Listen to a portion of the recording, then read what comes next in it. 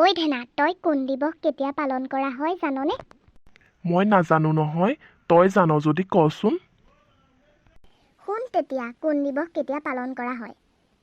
1 জানুৱাৰী কিউবাৰ মুক্তি দিৱস, 9 জানুৱাৰী প্ৰৱাসী ভাৰতীয় দিৱস, 10 জানুৱাৰী বিশ্ব হাস্য দিৱস, 12 জানুৱাৰী বিবেকানন্দ জয়ন্তী, 15 জানুৱাৰী সেনা দিৱস, 17 জানুৱাৰী শিল্পী দিৱস, 21 জানুৱাৰী মণিপুৰ দিৱস, 23 জানুৱাৰী নেতাজী দিৱস, 26 জানুৱাৰী ভাৰতৰ গণতন্ত্ৰ দিৱস, 30 জানুৱাৰী শ্বহীদ দিৱস, 31 জানুৱাৰী নাউৰুৰ স্বাধীনতা দিৱস, 2 ফেব্ৰুৱাৰী বিশ্ব জলাশয় দিৱস, 4 ফেব্ৰুৱাৰী শ্ৰীলংকাৰ স্বাধীনতা দিৱস, 8 ফেব্ৰুৱাৰী বিদ্যাৰ্থী দিৱস, 20 ফেব্ৰুৱাৰী মিজোৰাম দিৱস, 21 ফেব্ৰুৱাৰী আন্তৰ্জাতিক মাতৃভাষা দিৱস, 15 মাৰ্চ ইটালীৰ ৰাষ্ট্ৰীয় দিৱস, 18 মাৰ্চ বিশ্ব গ্ৰাহক সুৰক্ষা দিৱস, 22 মাৰ্চ বিশ্ব জল দিৱস, 25 মাৰ্চ গ্ৰীচৰ স্বাধীনতা দিৱস, 26 মাৰ্চ বাংলাদেশৰ স্বাধীনতা দিৱস, 5 এপ্ৰিল সমতা দিৱস, 7 এপ্ৰিল বিশ্ব স্বাস্থ্য দিৱস, 22 এপ্ৰিল ধৰিত্ৰী দিৱস, 29 এপ্ৰিল আন্তৰ্জাতিক নৃত্য দিৱস, 1 মে দিৱস,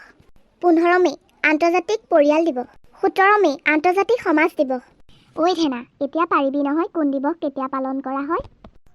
পাৰিম। আৰু বহুত দিৱস আছে, তোক মই লগ পালে পাছত ক'ম দে।